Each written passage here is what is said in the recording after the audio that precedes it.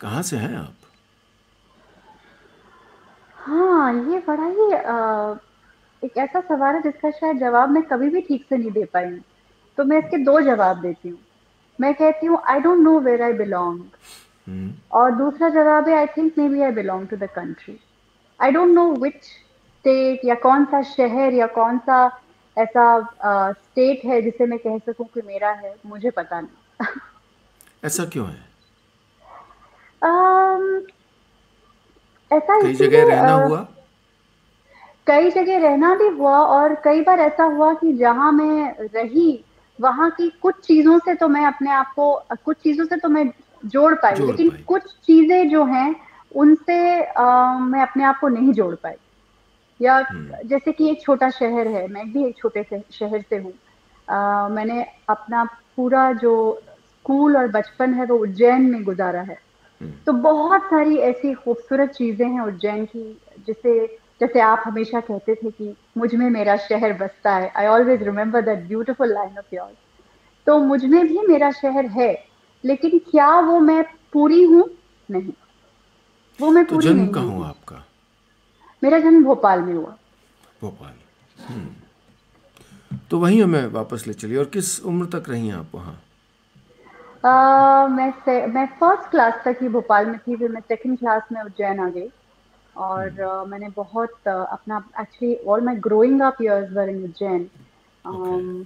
कैसा शहर है इट वाज उज्जैन? मैं कभी गया नहीं। उज्जैन दरअसल बहुत धार्मिक शहर है, लेकिन चूंकि मेरे घर का वातावरण बहुत अलग था, मेरे फादर एथीस्ट थे और हमारे घर में बहुत ही ज़्यादा एकेडमिक माहौल था। उससे जो वो मेरे लिए एक बहुत खूबसूरत वक्त था, क्योंकि हमारे यहाँ यूनिवर्सिटी कैंपस में ज्ञानपीठ का एक सीट हुआ करती है, जिसमें कि कोई ना कोई एक लेखक हमारे पड़ोस में रहा करते थे।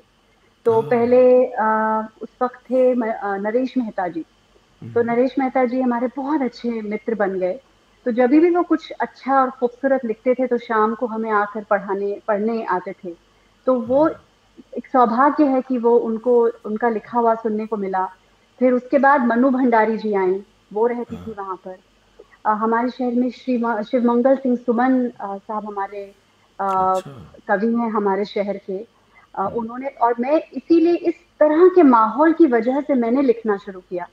और मैं छोटे-छोटे कवि सम्मेलनों में जाया करती थी। अब तो कवि सम्मेलन ऐसा लगता है जैसे कि somewhere in some prehistoric era, but वहाँ कवि सम्मेलन हुआ करते थे शहर में।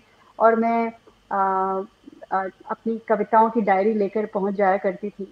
और नीलेश, पता नहीं शायद कितने लोगों को पता है कि मैं रेडियो स्टेशंस में भी जाती थी। अच्छा। इलाहाबाद, लखनऊ, इंदौर और दूरदर्शन में भी मैं बाल कवि सम्मेलन में कविताएँ पढ़ा करती थी, तो मेरी पहचान थी कविता। और जितनी भी मेरी कविताएँ थीं, उन सारी कविताओं को एक्चुअली प्रकाशित किया, हमें अप्रोच किया अ, एक पब्लिशर ने, और उन्होंने सारी एक संकलन मेरा प्रकाशित किया, जिसमें स्केचेस मेरी माँ ने बनाए। और मैं जब 15 साल की थी, तो मेरी पहली किताब छपी थी। अरे वाह! तो ये उज्जैन है मेरे लिए। हालाँकि ऐसा उज्जैन इन चीज़ों के लिए पॉपुलर नहीं है। उज्जैन दरअसल पॉपुलर है 7,500 मंदिरों के लिए, पॉपुलर है महाकाल के लिए, लेकिन मेरे घर का वातावरण बहुत पोएटिक और बहुत इंटेलेक्चुअल और बहुत एकेडमिक था। तो वो शायद it's something so beautiful that I treasure, and I am extremely blessed to have that kind of upbringing. हाँ, मतलब बहुत ही रोचक है ये कि एक धार्मिक शहर के रूप में जाने जाने वाली जगह में आपके पिता जो एथिस्ट थे, नास्तिक थे।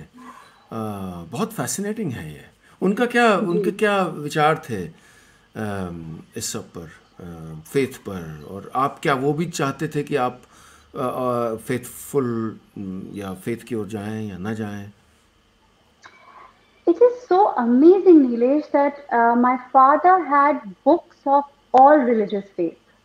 मतलब मेरे घर में महाभारत, रामायण, सारे उपनिषद, सारे Veda, of course Gita, Quran, Bible, um, Guru Granth Sahib, Jainism की जो किताबें हैं, बुद्धिज्म की किताबें, ज़ोरास्ट्रिज्म की जो किताबें हैं, चाइनीज रिलीजन की किताबें, उन्हें रिलीजियस स्टडी का शौक था. So he was actually a scholar in religion, Right. but he didn't believe Right. in God. How fascinating. Wow. Yeah, and he has written so many articles actually. जब उनका देहांत हो गया और जब मैं वो घर बेचने गई, तो पहले तो मेरी 7 साल तक हिम्मत ही नहीं हुई कि मैं उस घर में दोबारा जाऊं. तो वो 12,500 किताबें एक यूनिवर्सिटी प्रोफेसर के लिए इकट्ठी करना, वो उनकी धरोहर थी. मुझे क्योंकि याद है, इस हम बारे लोग, में बात की थी हमने हाँ, जी। तो छोटी छोटी जब भी उनको 200 रुपए भी एक्स्ट्रा बच जाया करते थे सैलरी में, कुछ भी छोटा सा बच जाया करता था, तो वो उनके लिए जैसे लगता था कि जैसे कि घर में कुछ सोना आ रहा है. इस तरह का एक एटमॉस्फेयर हुआ करता था. और हर किताब पे लिखा जाता था डेट, किस वक्त, क्यों खरीदा गया, उसके ऊपर एक लाइन भी लिखी जाती थी. और क्यों खरीदा उतनी गया? साल क्यों खरीदा गया, किस सिचुएशन में खरीदा गया. I was travelling from this city to this city, and suddenly I saw this bookshop, and then he used to write something on that book when he That's purchased that book. amazing. और अब उन किताबों का मैं क्या करूं, छोटे छोटे फ्लैट्स में हम रहा करते हैं. तो मैंने सिर्फ उनकी जो लिखाई थी रिलीजन के ऊपर, उनके बक्से हैं, बक्सों में आर्टिकल्स हैं, वो अभी भी ऊपर वहां लॉफ्ट में भरे हुए हैं. Wow. और उन्होंने इतना लिखा है रिलीजन के बारे में, but he was an atheist. He didn't believe in any kind of logical power, which you can call God. कमाल की And बात है, I, कमाल की yeah, बात and I still feel that he was probably the biggest yogi I ever saw in my life. है। वाह।